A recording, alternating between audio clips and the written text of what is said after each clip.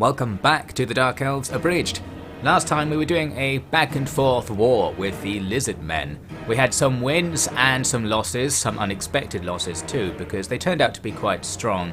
We were mainly focusing on ambushing them towards the end, and after taking out several armies and looking like maybe we could go after some of their territory, yet more armies have shown up, so here's another heavily contested ambush battle.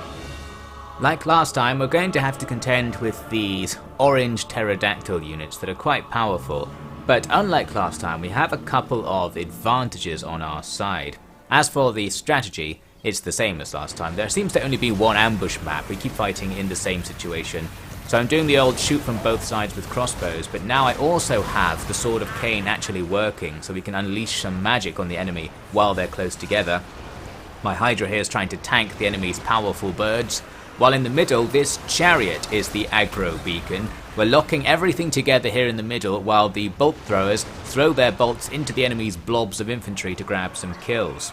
We're going to kind of sacrifice our stuff in the forest over here because a lot of the enemy's flyers came in to attack these mostly undefended dark shards. I think there was a Hydra in here somewhere, but aside from that we've got nothing that can contend with them. So they just die to buy us time to try and take out the rest of the army using our shades and bolt throwers. Looks like the chariots are getting out of there. Luckily, even though they lost all their health, most of the models survived, 3 of the 4, so they'll technically count as not having taken very much damage at all for that little sacrificial strategy. Now we just hope that the attacks by my shades will start killing things. Looks like the Hydra's doing a decent job here as well, taking on the enemy's anti-armor unit. I don't know whether this Hydra has good armor stats, but it's doing okay bringing those guys down. Probably some friendly fire here, killing my own spears, but killing the enemy as well. That's all good stuff, a worthy sacrifice. And as the enemy's last remaining units do get to my line of archers, our second big advantage arrives. We do have a reinforcement army. We couldn't use it at first, but now that they're here, they arrive just in time really to stop my shades from being caught into melee. So now the shades can keep firing, and all of these Black Ark Corsairs can be our new sacrificial units. The enemy commander is here. I use a bit of magic on him to knock him down and do some damage. There's a nice miss from the Black Ark's magical attack. But yes, the enemy's infantry is all pretty much dead at this stage. However, they still have presence on the balance bar because of those flyers that are all over the place. Luckily, they're mostly distracted, either chasing routing units or chasing my harpies here who came in with the reinforcements. They're pretty much useless, but by distracting the enemy, they've done a good service. Meanwhile, the enemy commander is in trouble, being attacked by a Hydra and the Black Ark's magic. Lockie is almost dead as well. I was probably being too liberal with him. Need to get him out of the way. And yes, as the flyers start to come in, we'll now focus them down with all of the shades. I think there might have been some dark shards as well coming in with the reinforcements. The bolt throwers are doing good damage as well with the odd lucky hit. And boom, there goes one unit of flyers. But the blue pterodactyls are much weaker than the red pterodactyls, and here they come. For them, all we can do is have our Corsairs here die, and as they die, our archers will rain bolts on the whole situation, killing more of our own men and perhaps killing the enemy as well. A worthy Dark Elf strategy, I think. The enemy commander came towards us, then routed, and as he went away, we used the single bolt mode on the throwers to assassinate him, and with that, the battle is won. The remaining enemies rout away just as they were starting to get into killing my shades.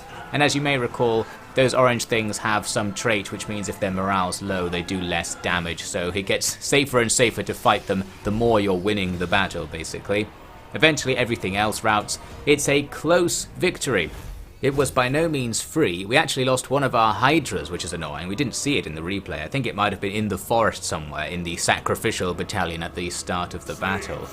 But the enemy lost a whole bunch of units too. Unfortunately, their army isn't deleted. They're allowed to retreat from this, and they retreat over to the settlement. So my dream of attacking the settlement is still being postponed. We're making no progress in this war, despite racking up billions of victories against the enemy.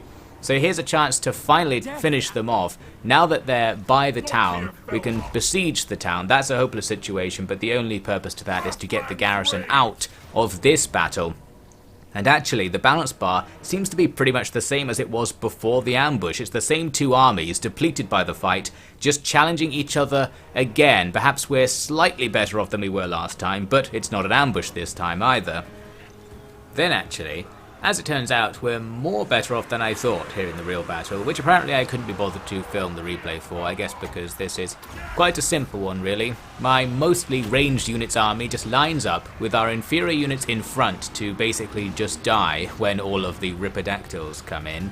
And then the shades behind will hopefully be shooting them, and that will sort everything out. That's the plan. Sacrifice and dice can be the name of this strategy. Luckily the enemy did actually focus on going for my spears and my Hydra on the flank rather than just dive bombing onto the shades, which probably would have been a better idea for them. So in the end, this goes okay, and the shades do gradually help us out clearing the skies of those Ripperdactyls, probably very inefficiently because they keep moving around and our shots will be mostly missing, I expect. But it's doing the job, and soon the enemy are dead. This was the point in the campaign where someone had told me that you can't get units deleted by hitting end battle real fast at the end of things like you can in some other Total War games. So that's why here I'm like, right, stop and start pursuing everything so we actually get some kills. Not doing that in the last battle is part of the reason this battle is even happening, so I need to be more careful about that from now on. In this case I then realised, wait a minute, we don't need to do that because the army's in a situation where it's going to be deleted whatever happens. So in this case, we actually don't have to, but in general, I'll do route pursues a bit more, which probably won't appear in this series because it's the sort of thing I can cut out, but that's just an annoyance I will have to deal with. Anyway, we finally cleared out that army, and at last it looks like Axolotl here isn't going to be defended by anything more than its garrison.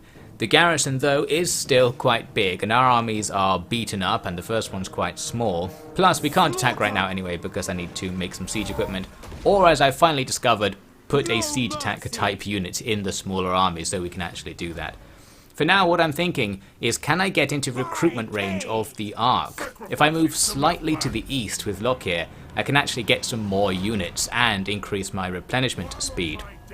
However, with that little beacon of hope on the horizon, we do need to put that out because this is a disaster campaign and everything that can go wrong needs to go wrong. Therefore, the Cult of Sutek declare war on us again, and then Zamit's reinforcements show up. Those reinforcements aren't so bad to deal with, but they do mean I need to bring my small army over to resume the siege and not go recruit or anything, because that removes the zone of control of the town which Lustria was currently stuck in. That means he's allowed to move, and we can use that move to immediately take out the army that's coming in, so that's good.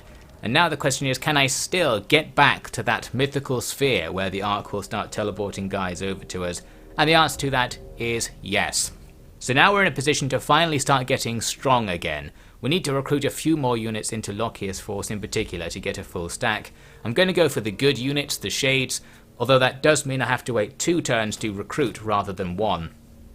So now we're going to be standing around here and we can't move, potentially dangerous with the Northern Territory also now at war with us, but actually some other bad stuff happens instead.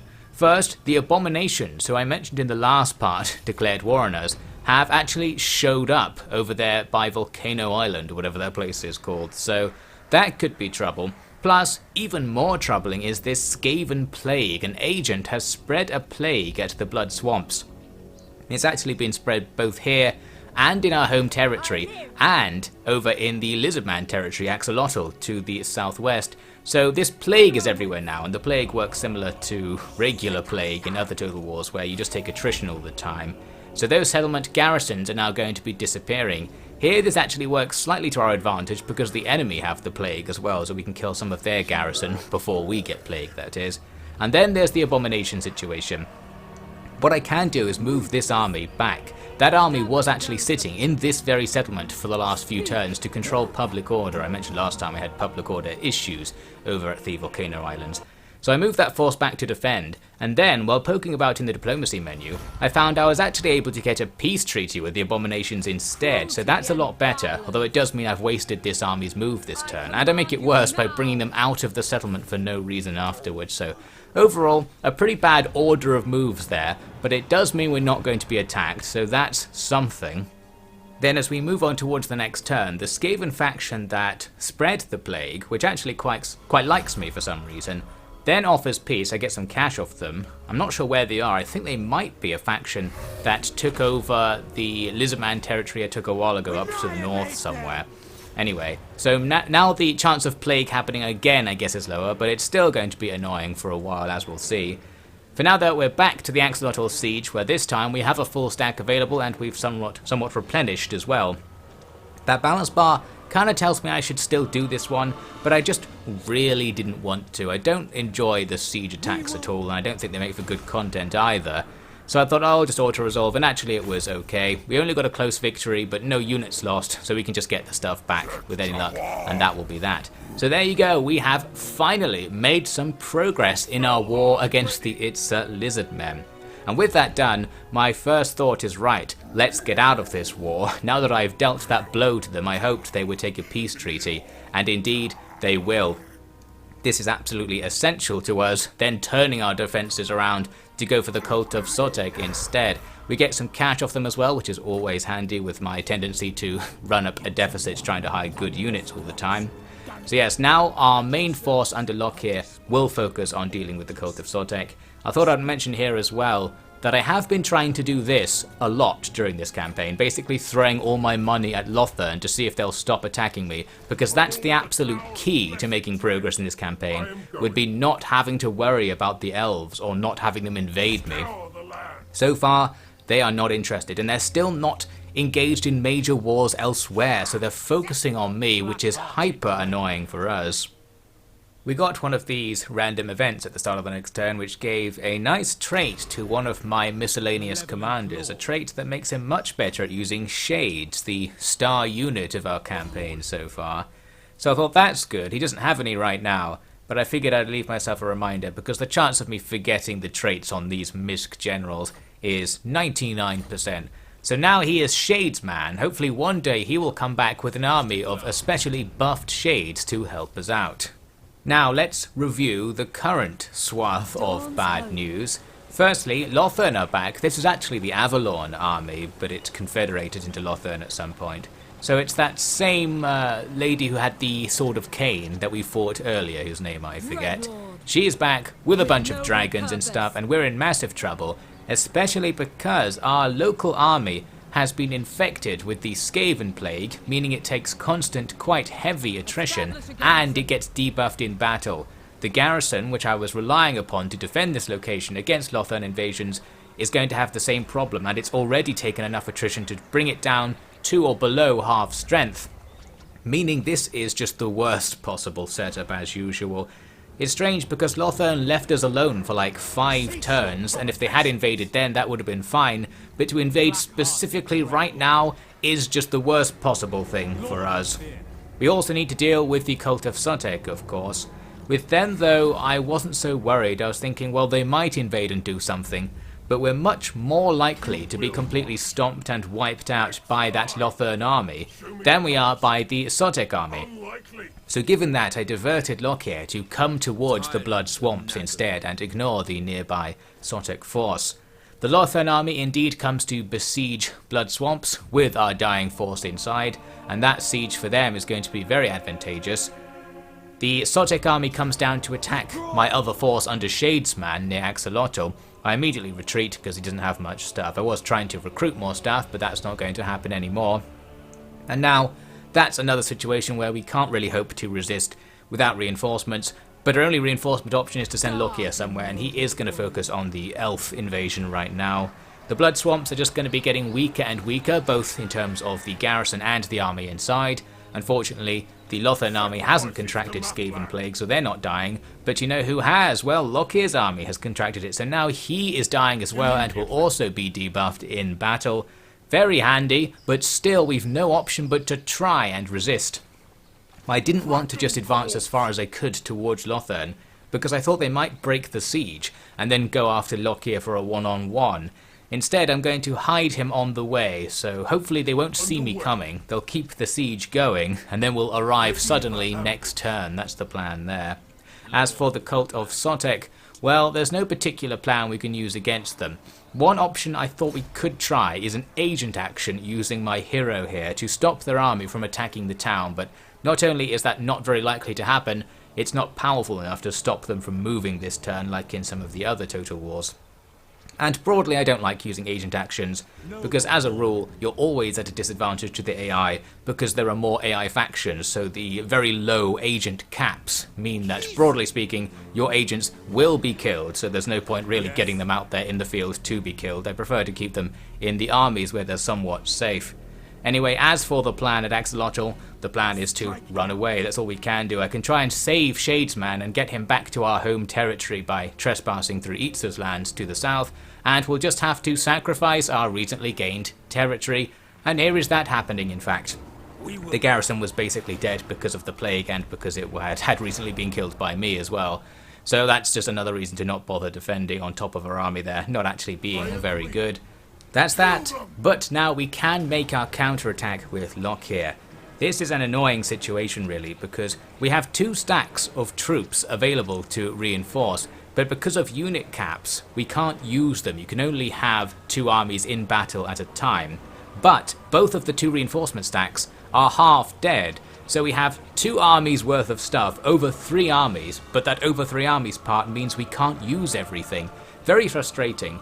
It makes me think that auto-resolving might be a good idea in this sort of situation, because I'm pretty sure auto-resolves don't take those unit caps into account, so we're actually going to be weaker in a manual resolve.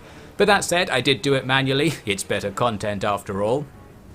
We're on the same map that we fought the former Avalon faction leader on before. This time though, the reinforcements coming onto the map behind us are our own, so that's going to help us out a little bit. Our bolt throwers can attack the enemy from atop this nice big hill, which is very nice, but where they're firing at the eagles and the dragons, they're not getting very many hits. I need to retarget them onto the imp, which was my main target for the bolt throwers to start with. There are some nice high power infantry units we need to deal with now before they get to our lines. Our Shades dual weapons are coming in very handy. I've gone for a lot of the dual weapons variant of Shades because they have much greater range than regular Shades or the great weapon variant of Shades. And in this game, in my experience, your ranged units tend not to use anywhere near their ammunition capacity in battles. There's just not enough time to shoot things, so that extra range means they're actually doing more of their damage potential during the battle, I believe anyway. We still have the issue that we don't have any melee units in our leading army. We've got like 2 units of spears I think, and they're on the flanks, so I'm relying on the reinforcements to arrive to provide our front line. They did not arrive in time to stop my lines of Dark Shards dying, but with the Dark Shards strategically in front of the Shades, at least our lesser units are being killed by this. Looks like our bolt thrower attacks on the enemy Swordmasters are starting to do the damage. We want to take them out, hopefully, before they reach our lines.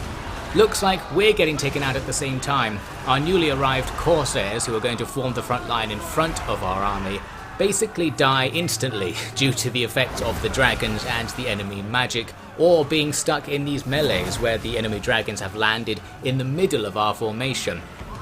That's the dangerous thing I was most worried about really, because if they just get stuck in there in the middle, all the ranged units around them won't be able to shoot, especially if they've gone just beyond a ranged unit, so the ranged unit no longer has fire at will shooting at them. At least we have like 4 rows of ranged units, so even here where the dragons are fighting Locke at the quote-unquote back, our reinforcement archers can be there to support. The bolt throwers switch target onto those white lines of trace after the swordmasters are basically dead. There's the Sword of Cain denying the enemy a spearman unit before it arrives, not a particularly high value target. The enemy cav are starting to die as they hack through all of our units one by one. They're taking some attrition. Our spears out on this left flank are engaged with the Phoenix, but we've also got some Witch Elves in there. I'm pretty sure Witch Elves are just a much better version of the Black Ark Corsairs from my previous experience, so hopefully we can actually bring that thing down. We're taking pretty big casualties in the middle because Dragons and Ariel, their leader, are both rampaging around, but it could be worse, as evidenced here. I've got a dragon chasing my chariot elsewhere on the map, and that's really just wasting that dragon's damage potential, so that's great stuff. Got a Hydra going out to try and finish off the enemy archers, who are already mostly dead thanks to the action of our bolt throwers and some of our own archers, or crossbowmen, to the guy who was annoyed at me constantly calling them archers. As for the enemy's infantry in general, they don't have much. Not much of their stuff reached our lines, just a group here on our left. Looks like we finished off their Phoenix with our spears, so they can now engage this group. The group's going to be better than our stuff, but we may be able to get numbers on our side there, and I'm using the Black Ark to help out. In the middle, we've kind of lost everything. Ariel and the dragons cleared out the entire center part of our army. Now she's sitting there healing herself, very annoying.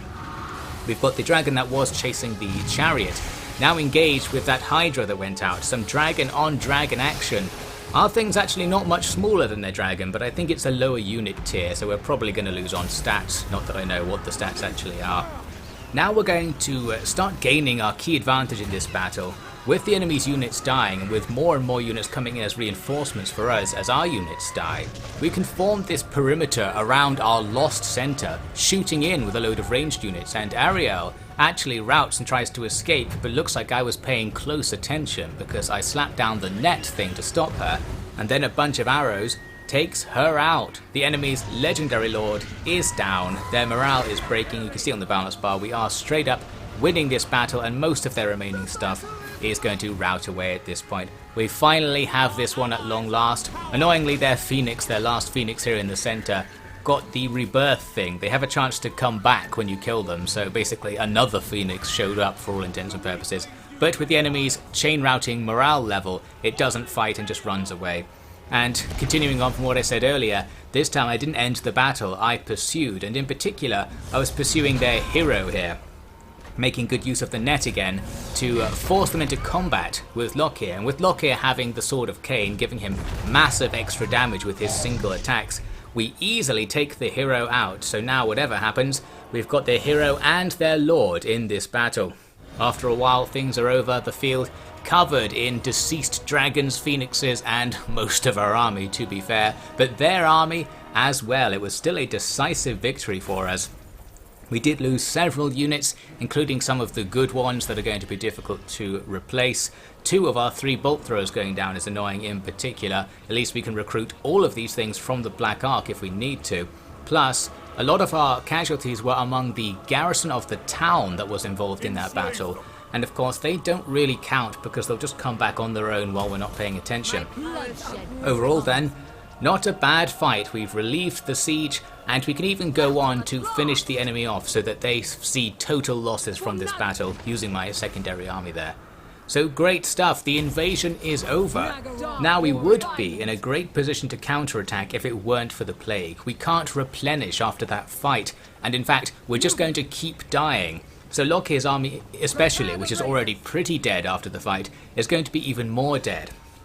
The only upside is that the Awakening also has the plague, so their garrison will get weak, but we have it first and we're already weak, so it's more of a disadvantage for us.